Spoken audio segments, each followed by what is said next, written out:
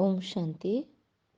26 दिसंबर 2023 के परमात्मा पिता के महावाक्य सुनते हैं। क्रिसमस के त्योहार की सभी भाई बहनों को शुभकामनाएं। परमात्मा पिता हम सब की जिंदगियों में एक बहुत बेहतरीन तोहफे लेकर आने के निमित्त बने हैं। परमात्मा पिता इस सतयुग और कलयुग दोनों के संगम पर आकर हम आत्माओं को विश्व के राज्य भाग्य का गिफ्ट प्रदान करके जाते हैं। अंधियारी रात को बदल खुशहाली इस दुनिया में लाते हैं। परमात्मा पिता प्रजापिता ब्रह्मा को निमित्त बनाकर हम सभी आत्माओं के लिए एक सुंदर सुनहरा स्वर्ग सौगात में लेकर आते हैं।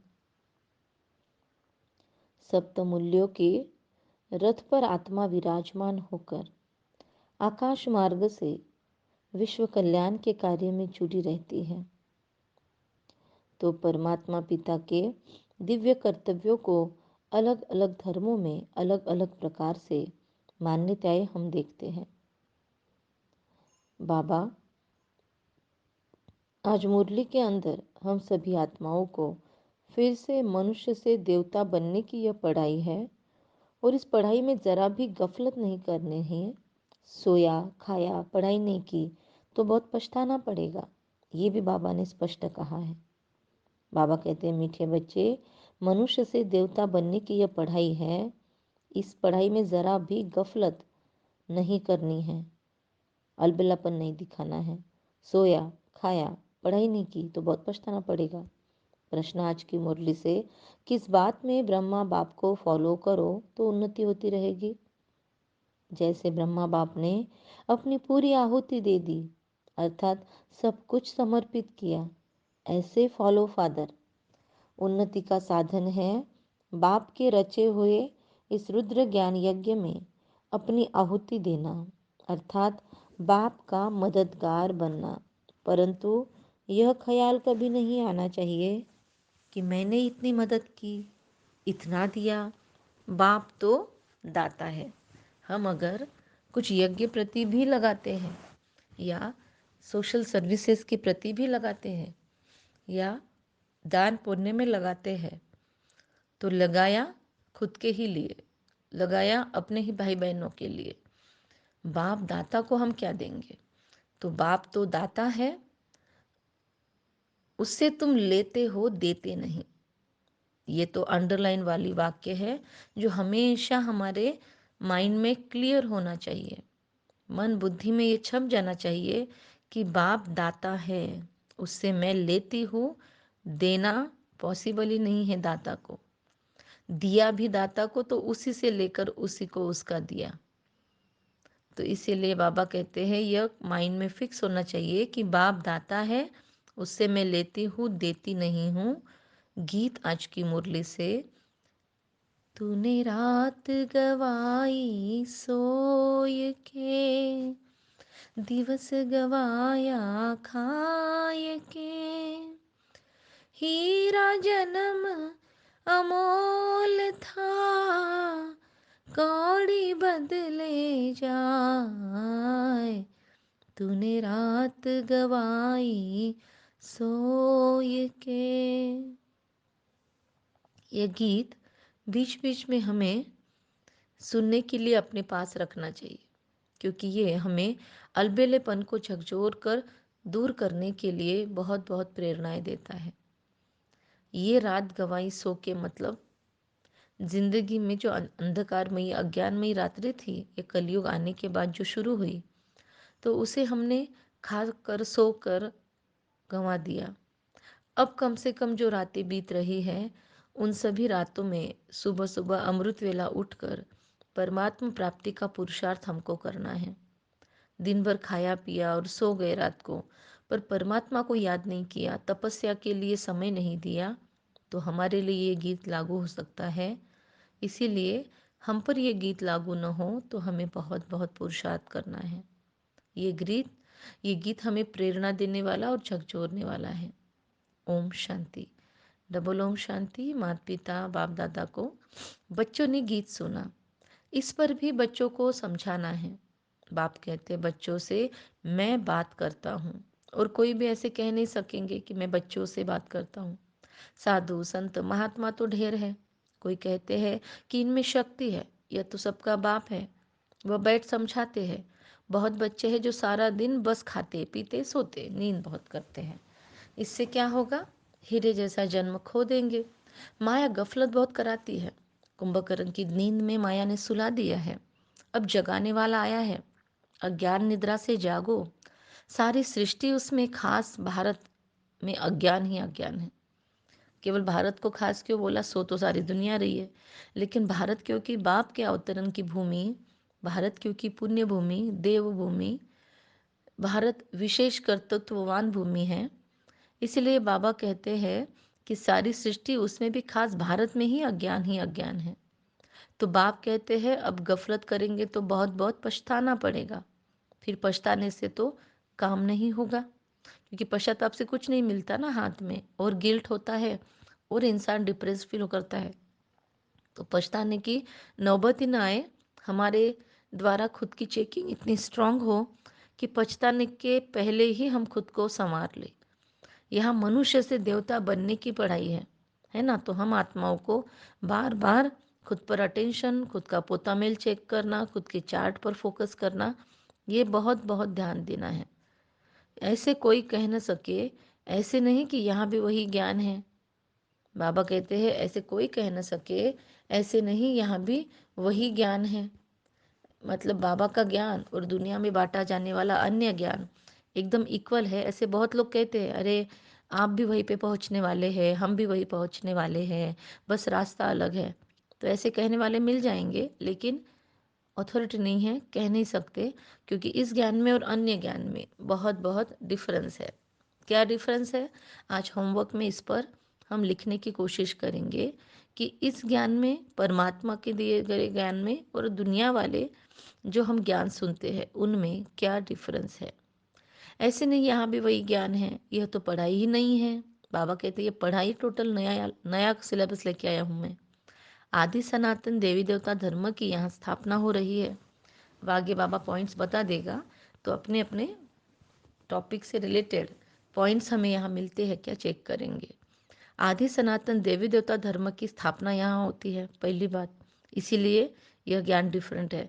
ऐसे तो यहाँ भी दैवी बहुतों को कहते हैं, मतलब ये देवी है, या फिर नामों के पीछे देवी लगा देना। तो ऐसे देवी तो बहुतों को कहते हैं, स्त्री देवी तो पुरुष देवता हो गया फिर। परंतु हम तो सतयुग में देवी देवता पद पाने का पुरुषार्थ कर रहे हैं। सो तो जरूर सतयुग स्थापन करने वाला ही प्राप्त कराएगा। यहाँ तो वो सम्मान से देवी देवता बोल देंगे, लेकिन है थोड़ी दिव्यता की क्वालिटीज हमारे अंदर। तो इसीलिए कोई भी किसी को देवी देवता इस युग में तो नहीं कहला सकते हैं, संगम पर भी नहीं कहला सकते हैं, क्योंकि ऊंचा नीचा पुरुषार्थ चल रहा है, अप डाउन्स चल रहे हैं।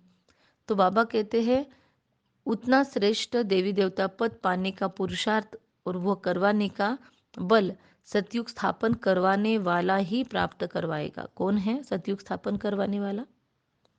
सब सत्संगों में यह बात न्यारी है। बाबा ने कितने सारे पॉइंट्स बता दिए कि दूसरे सत्संगों में और इस ज्ञान में क्या डिफरेंस है।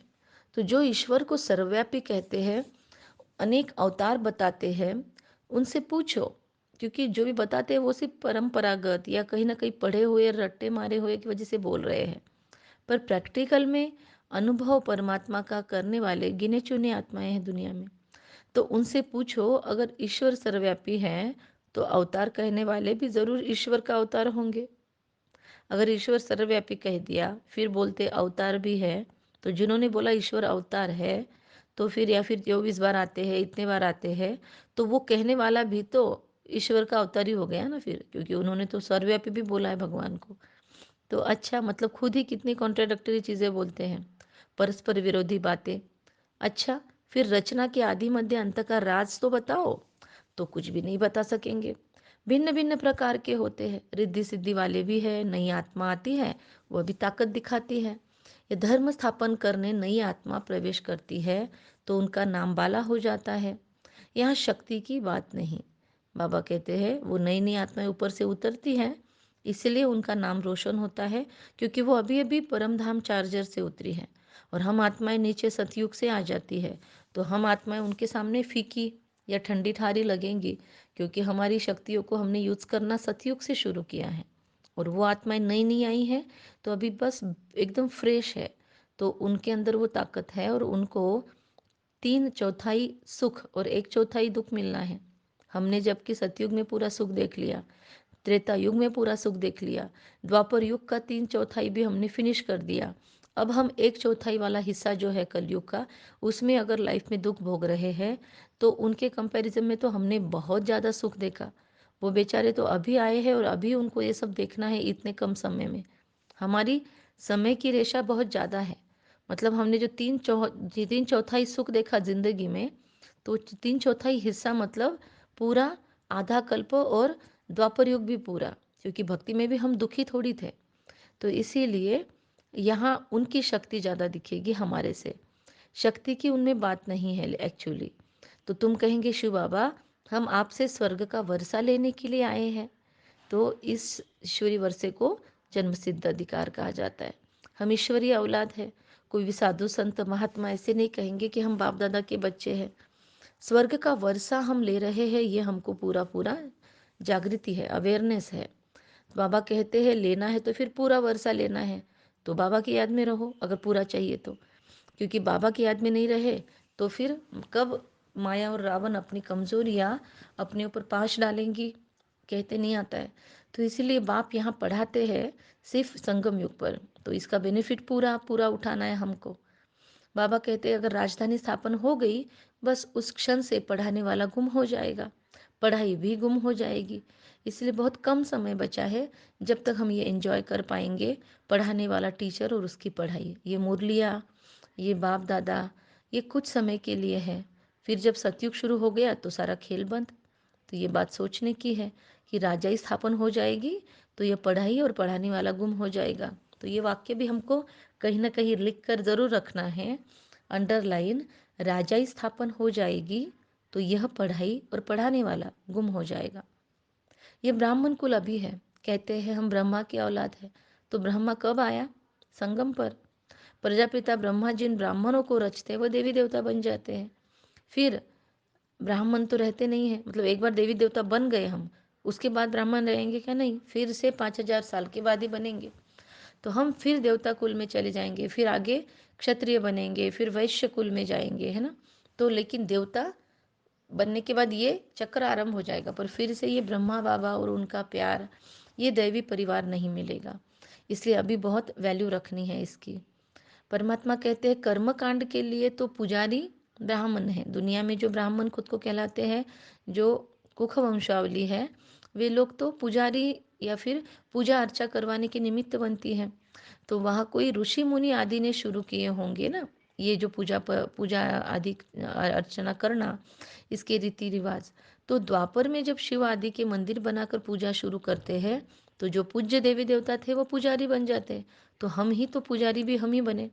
उस समय मंदिरों में कौन चाहिए? पूजा अर्चा करवाने वाले, क्योंकि बाकी सब गृहस्थी है, या तो फिर बड़े बड़े राजा महाराजाओं ने मंदिर बनवाए। अब वो तो रोज आकर पूजा नहीं करवा सकते, पर परमात्मा की वो मूर्ति है तो उसकी रोज इज्जत होनी चाहिए, वैल्यू होनी चाहिए, सनातन धर्म टिकना चाहिए। इसीलिए फिर वहाँ पर ब्राह्मणों की नियुक्ति हुई होगी द्वापर युग से। तो उसी समय फिर ब्राह्मण भी शुरू हुए होंगे, जो पूज्य से पुजारी बने, उनको ब्राह्मण नहीं कहेंगे। बाबा कहते हैं मंदिरों में मूर्ति के आगे ब्राह्मण जरूर होगा, तो उस समय वह ब्राह्मण भी निकले होंगे। यह हुआ डिटेल समाचार। बाबा हमको रोज मुरली में डिटेल समाचार देते हैं, तो बाबा आज बोल रहा है वैसे। बाबा कहते हैं उस समय वह ब्राह्मण निकले होंगे। यह हुआ डिटेल समाचार। इससे भी ज्ञान का संबंध नहीं। ज्ञान सिर्फ कहता है, ज्ञान क्या है? ज्ञान का अंश वंश या ज्ञान का इसेंस है मन मना भव। मन परमात्मा में लगाओ, मध्याजी भव, परमात्मा ने दिए हुए वर्षे को याद करो और परम धाम को याद करो। तुम बच्चों को कहा जाए शिव बाबा और वर्षे को याद करो, तो क्या सिर्फ याद करने से लक्ष्मी नारायण बन जाएंगे? सिर्फ याद से हो जाएगा सब कुछ योग से? ना। फिर पढ़ाई भी तो है, ज्ञान में भी हमको मेहनत करनी है। जितनी मुरलियाँ बाबा की अब तक चली है उन पे फोकस करना है, हमको मुरलियों का स्टडी डीपली करना है, ताकि जितना ज़्यादा सर्विस करेंगे उतना पद भी पाएंगे। और उसके लिए ज्ञान और योग और ये सेवा धारणा, ये चारों सब्जेक्ट में हमको अव्वल रहना पड़ेगा, तो उच्च पद पाएंगे। सिर्फ बाबा को याद करने से नहीं मिलेगा, क्योंकि याद भी टिकेगी लंबा समय जब तक हम ज्ञान का चिंतन करेंगे तब। ज्ञान का चिंतन नहीं होगा, हमारे पास शब्द संग्रह नहीं होगा, हमारे पास अलग अलग स्वमान नहीं होंगे, तो ज्ञान भी ज्ञान योग को जो सपोर्ट करता है तो वो अनुभव नहीं होगा। तो इसीलिए जो लोग सिर्फ योग के पीछे लगते हैं, मुरलियों को इम्पोर्टेंस नहीं देते, उन लोगों का योग नहीं टिक सकता ज़्यादा समय। जितना ज़्यादा सर्विस करेंगे उतना उच्च पद पाएंगे, उतना गोल्डन स्पून इन माउथ होगा। जितनी ज़्यादा आत्माओं को परमात्मा से मिलवाएंगे, उनका भला करेंगे, सेवाओं में अपना समय देंगे, उतना हमारा स्वर्ग में पद आगे आगे आगे बढ़ता रहेगा। इसलिए सेवा को कभी ना नहीं कहना है। नई दुनिया बनने में, अदली बदली होने में टाइम तो लगता है ना, टाइम तो लगता है। विनाश के बाद स्थापना होगी, कलयुग के बाद सतयुग। अर्थक्वेक आदि वगैरह अभी भी होती रहती है, कई ज्वालामुखी भी फटते हैं, नेचुरल कैलामिटीज़ भी होते हैं, लेकिन सारे धर्मों का एक धर्म बन जाए, अनेक धर्मों का विनाश होना ड्रामा पूरा होता है तब। तो अनेक धर्म मिटकर एक धर्म में समा जाए, तब वो कहेंगे रियल परिवर्तन। अभी हम बाबा के पास जाकर फिर नई दुनिया में आएंगे। इस समय हम इस यज्ञ के कौन है रक्षक, या इस यज्ञ के ब्रह्मावत्स। शिव बाबा ने 5000 वर्ष पहले मुआफिक रुद्र यज्ञ रचा है, अंडरलाइन।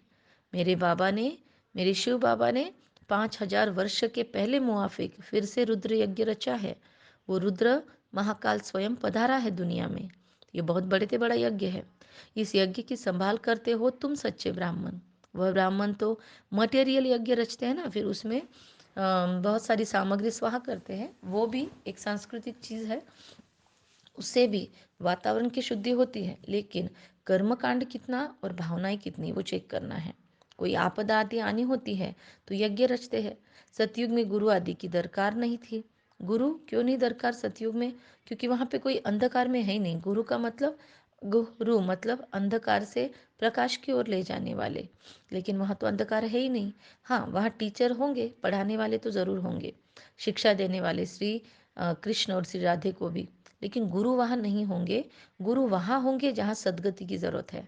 अब यहाँ तो अथाह गुरु है इस दुनिया के अंदर, कितने लोग खुद को गुरु कहलाते हैं। इतने वेद शास्त्र आदि होते हुए भी भारत की क्या गति हो गई है? भगवान को दया आती है अपने भारत पे। हम लिख सकते हैं कि 5000 वर्ष पहले मुआफिक सब मनुष्य हमारे सहित कुंभकर्ण की घोर निद्रा में सोए पड़े थे। अब बाबा ने हमको जगाया है, हमको अपने भाई बहनों को अवेयरनेस में लेके आना है। नींद तो सब करते हैं, रात को सोना भी बहुत ज़रूरी है। इसका मतलब ये नहीं कि गीत सुन लिया तूने रात गंवाई सो के तो हम सोना बंद कर देंगे। अनिद्रा से तो बहुत सारे प्रॉब्लम्स क्रिएट होते हैं साइकोसोमैटिक। लेकिन समय पर नींद करना और समय पर जाग जाना ये ज़रूरी है। हम बेवक्त सो रहे हैं, बेवक्त उठ रहे हैं, या हम अमृत वेला मिस कर रहे हैं नींद के कारण, तो उसके लिए बाबा कहते हैं नींद तो सब करते हैं, परंतु अज्ञान निद्रा की बात है कि तूने रात गंवाई सो के, अज्ञान निद्रा में। तो कोई भी गुरु नहीं जो सदगति दे सके। अब सोचना करने वाला कौन है? सोचना मतलब दिन। हम बच्चों को समझाया है परम पिता परमात्मा के बिना इस दुनिया में उजियारा कोई नहीं कर सकता, भले कितने भी गुरु हो ना। फिर अंधियारी रात और दुख क्यों है? इतने गुरु है तो। सतयुग में तो अथाह खुशी थी, सुख था। तो जब भगवान की श्रीमत मिले तब सुख हो। रावण ने भारत को पतित दुखी किया है। हम सभी के भीतर के 10 विकारों ने, षड्रिपुओं ने भारत को पतित और फिर पतित होने के बाद दुखी कर दिया। तो परमात्मा कहते इसीलिए इन सब का मूल कहाँ है? बीज बॉडी कॉन्शियसनेस, शरीर का भान, शारीरिक आकर्षण। तो काम महाशत्रु को जीतो। पवित्रता की इस खुद से ही पहले प्रतिज्ञा करो, फिर बाप से, और फिर उसे निभाओ, तब नई दुनिया के मालिक बने। गुरु लोग कभी ऐसे ये डेयरिंग तो नहीं कर सकते कि अपने चेलों को पावन बनने के लिए कहे, वरना फिर बहुत से गुरु कहते अगर हम ये कहें तो सामने वाले गृहस्थी है वो तो भाग जाएंगे। तो बाबा कहते हैं अभी तुम घोर सोचने में आए हो तो तुम जाकर पूछो भारत जो इतना सुखी था दुखी क्यों बना। कुछ न कुछ तो कारण हुआ होगा, गलती कहीं ना कहीं तो शुरू हुई होंगी। तो जैसे हमने इसके पहले भी सुना एकज भूल, तो वो एकज भूल कौन सी है? आज हम चिंतन करेंगे कि मैं क्या क्या भूले अभी भी कर रही हूँ आत्मा। तुम बच्चे जानते हो, क्या जानते हैं हम? कि हम सो देवता बनते हैं, हम सो हम। सन्यासी तो झट घर बार छोड़ निकल पड़ते हैं, उनके लिए कहते हैं सन्यासी पावन है। वो ऐसे नहीं कहेंगे कि हम पावन बनने के लिए पुरुषार्थ कर रहे हैं, तुम्हारी बात ही न्यारी है। ऐसे मत समझो सब सन्यासी पवित्र रहते हैं, बुद्धियोग मित्र संबंधियों में जाता रहता है जब तक अवस्था मजबूत हो। तुमको कहा जाता है देह सहित देह के सर्व संबंधों को भूलो, कितनी मेहनत लगती है। उनसे जब पूछा जाता है तो सन्यास कब किया, तो उनको उनका नाम बताने की अलाउड नहीं होती, ताकि वो पुरानापन भूलने की कोशिश कर रहे हैं। तो वो सरनेम नाम नहीं बताएंगे, नाम बदली करेंगे। तो कहेंगे ये बातें मत पूछो, स्मृति क्यों दिलाते हो। कोई कोई बतलाते भी है, फिर उनसे पूछते हैं कि तुम फौरन ही सबको भूल गए या याद आती है अभी भी? मालूम तो पड़े ना तुम कौन थे। लेकिन ऐसी डेयरिंग बहुत कम लोग कर सकते हैं, और ऐसी जवाब भी ओपनली बहुत कम लोग देते हैं। मालूम तो पड़े तुम कौन थे, कैसे छोड़ा, अकेले थे व बाल बच्चे भी थे। बहुत से गुरु लोग तो अपनी पूरी जीवन कहानी बताते भी है, और बहुत से लोग तो अपने परिवार को ही साथ ले लेकर गुरु बनकर घूमते हैं। तो फिर वह तुमको याद पड़ते हैं? पूछना चाहिए। कहते हैं हाँ बहुत समय याद पड़ते थे, मुश्किल से उनकी याद टूटती है, उसको जीतने की कोशिश करते हैं फिर ज़िंदगी में। तो अपना वो भी एक अलग है, वो तपस्या भी अपने आप में बड़ी है जो सन्यासी लोग करते हैं। पर बाबा कहते हैं अपना जीवन याद तो रहता ही है ना वहाँ पर भी, तो रियल सन्यास नहीं हो सकता इस दुनिया में।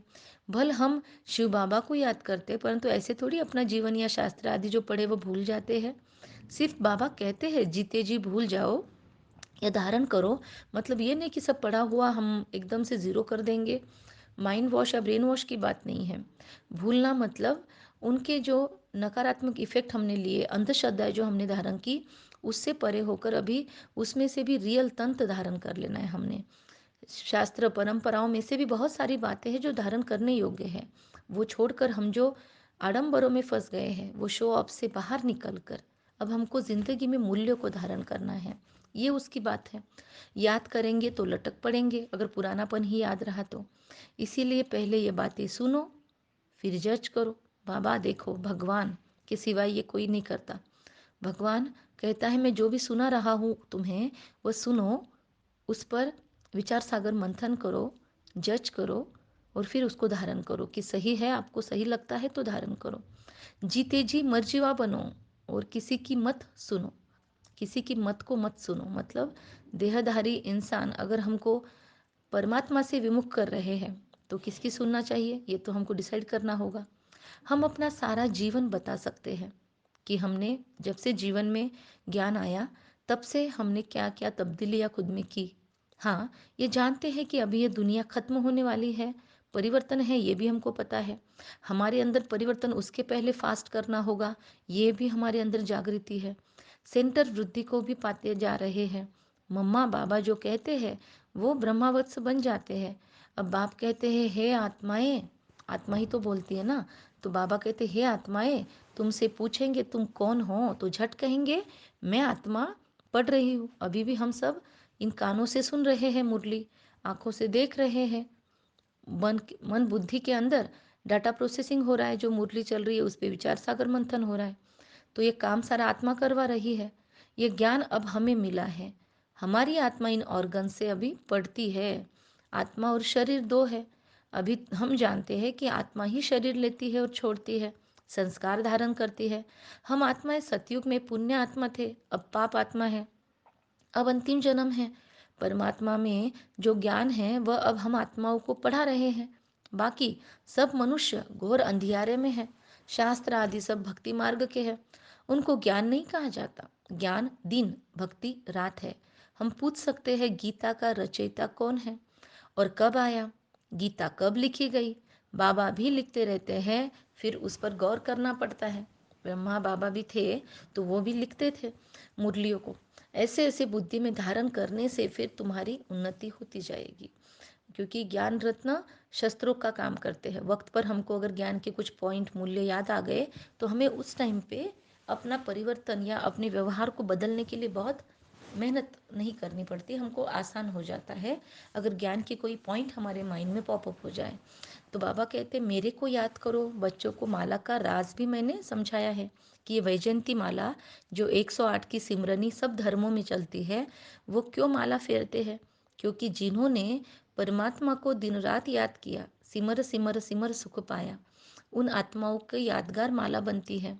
जो खुद 108 रत्न बनते हैं परमात्मा के गले का हार, इतने अपने जीवन में त्याग तपस्या वैराग्य धारण करते हैं, इतना हर क्षण क्षण पर उनका अटेंशन होता है, वे आत्माएं 108 की माला में आते हैं। तो बाबा ने तो हमको पिछले मुरलियों में भी कहा, आप बस रेडी हो जाओ। 108 की माला ऐसे मत सोचो कि कितने सारे पुरुषार्थ करने वाले हैं, मैं बहुत सारी लड़ियाँ लगा दूंगा, आप बनो तो सही। तो परमपिता परमात्मा इस माला के अंदर बेहद का फूल है, जो ऊपर मेरू होता है ना, तो युगल दाना और ऊपर मेरू होता है, तो वो परमात्मा की यादगार है। और युगल दाना मतलब ब्रह्मा बाबा और जगदम्बा सरस्वती माँ, मतलब दोनों उदाहरण कि जिंदगी में जब ओल्ड एज हो जाए, 60 साल की उम्र में ब्रह्मा बाबा ने खुद के संस्कारों में परिवर्तन किया, और मम्मा इतनी छोटी उम्र में इतनी मैच्योर्ड बनी। तो ब्रह्मा बाबा इतनी बूढ़ी एज में भी इतने एक्टिव थे, और मम्मा इतनी छोटी एज में इतनी गंभीरता धारण करके दिखाया। मम्मा ने, दोनों ने भी खुद का परिवर्तन ऐसी एज में किया जिस वक्त लोग कहते हैं कि ये तो बूढ़ा हो गया, परिवर्तन नहीं करेगा, या छोटे बच्चे कैसे ज्ञान लेंगे, इनका तो खेलने कूदने का समय है। तो दोनों भी एज का परमात्मा ने हमारे सामने उदाहरण रखा है, इसीलिए उन दोनों को आदर्श के रूप में रखा जाता है मेरू के साथ साथ, कि हम भी अपने जीवन में कोई भी समय में परिवर्तन शुरू कर सकते हैं। ऐसा नहीं कि ये वक्त या ये एज हमारे लिए सूटेबल नहीं है, नहीं, किसी भी एज में ज्ञान रत्न जीवन में धारण किए जा सकते हैं। फिर है दोनों, बाबा कहते इसीलिए बेहद का फूल है मेरू, और फिर है दोनों ब्रह्मा सरस्वती। ब्रह्मा बाबा द्वारा रचना रची हुई है, यह है आदि देव और आदि देवी। यह ब्राह्मण जिन्होंने स्वर्ग बनाया है। बाकी 108 जो माला में हैं वो कौन है? जिन्होंने स्वर्ग बनाने में भगवान की मदद की, इनकी पूजा होती है। बीच में यह वह 8 दाने हैं जो सूर्यवंशी बने हैं, तो बहुत मदद की है इन्होंने परमात्मा को। तो ये नॉलेज हमारी बुद्धि में घूमनी चाहिए, यही आहुति है हमारी यज्ञ में। अच्छा, कम बोलेंगे, धीरे बोलेंगे, मीठा और सोच समझ कर बोलेंगे। हमारे दिल में है कि हम सिर्फ भारत में ही नहीं बल्कि संपूर्ण विश्व में परमात्मा बाप की मदद से अपना राज्य भाग्य स्थापन कर रहे हैं। फिर से संपूर्ण शुद्ध बनकर भारत को स्वर्ग बनाकर हम यहाँ पर दैवी राज्य करेंगे। परमात्मा शिव की मत पर चलने से भारत यह फिर से स्वर्ग बन जाता है। पर भगवान पढ़ा रहे हैं शिव बाबा, ये निरंतर हमको माइंड में अवेयरनेस रखना होगा। तो इसीलिए विकारों से हमारी सत्य नाश हुई है, इसीलिए फिर से हमको निर्विकारी बनने का निरंतर पुरुषार्थ करना है, खुद पर कृपा करनी है, अकृपा नहीं करनी है। भगवान कहते मैं वरदान देने आया हूँ, परंतु श्रीमत पर न चलने से अपने को शापित कर देते हैं, इसलिए हमको अटेंशन रखना है, पदभ्रष्ट न हो। अच्छा, मीठे मीठे सिखिल दे बच्चों प्रति माता पिता बाप दादा का याद प्यार और गुड मॉर्निंग। रूहानी बाप की हम रूहानी बच्चों को नमस्ते। हम रूहानी बच्चों की रूहानी माता पिता बाप दादा को याद प्यार गुड मॉर्निंग नमस्ते। वाह बाबा वाह, शुक्रिया बाबा शुक्रिया। बुद्धि से सब कुछ भूलने के लिए जीते जी मरना है, एक बाप की सुनना है, अपनी उन्नति के लिए पूरा बलिहार जाना है। अब जीते जी मरना मतलब अपनी पुरानेपन को नष्ट करना है, अपने गलत स्वभाव संस्कार को समाप्त करना है। श्रीमत पर चल, खुद पर कृपा करनी है, सच्चे ब्रह्मावत्स बनकर इस यज्ञ की संभाल करनी है कि हमारे वजह से कहीं कोई बदनामी न हो और किसी के भी वजह से भगवान के यज्ञ की बदनामी न हो। पढ़ाई अच्छी रीति पढ़कर ऊंचा पद लेना है। बाबा का वरदान, सेवा को बाप के आगे बुद्धि से अर्पण कर स्वयं निश्चिंत रहने वाले सफलता स्वरूप भव। कोई कैसी भी मुश्किल सेवा हो, लेकिन उस सेवा को भगवान के आगे बाबा के आगे बुद्धि से अर्पण कर दो। बाबा ये आपकी सेवा, आप जानो मैं सिर्फ निमित्त हूँ। खुद को बस ग्राउंडेड रखना है, मैंने किया सफलता नहीं हुई, ये मैंपन नहीं लाओ। बाप की सेवा है, बाप अवश्य करेगा। बाप को आगे रखो, सदा निश्चिंत रहेंगे और सफलता भी मिलेगी। कभी कमजोर संकल्प का बीज नहीं डालो। यह नहीं सोचो सेवा तो कर रहे हैं लेकिन बाप की मदद तो मिलती नहीं है, शायद मैं योग्य नहीं हूँ। यह भी वेस्ट थॉट है, बाबा ने कहा व्यर्थ संकल्प है जो सफलता से हमको दूर कर देते हैं। इसलिए आज इस व्यर्थ से हम खुद को परे रखेंगे और जो जो बाबा ने सेवाएं दी है वो उसी के हवाले करके हम बस निमित्त बनकर उसकी गोद में पलकर चलते रहेंगे। अच्छा, सेवाएं करेंगे पर मैंपन नहीं लाएंगे। स्लोगन, ब्राह्मण कुल के हम दीपक वही बन सकते जिनके स्मृति की ज्योति जगी हुई है। मैं आत्मा ब्राह्मण कुल दीपक हूँ और मेरी स्मृति की ज्योति सदा जगी हुई है। मैं सेवा को बाप के आगे बुद्धि से अर्पण कर निश्चिंत रहने वाली सफलता स्वरूप आत्मा हूँ। अच्छा, ओम शांति।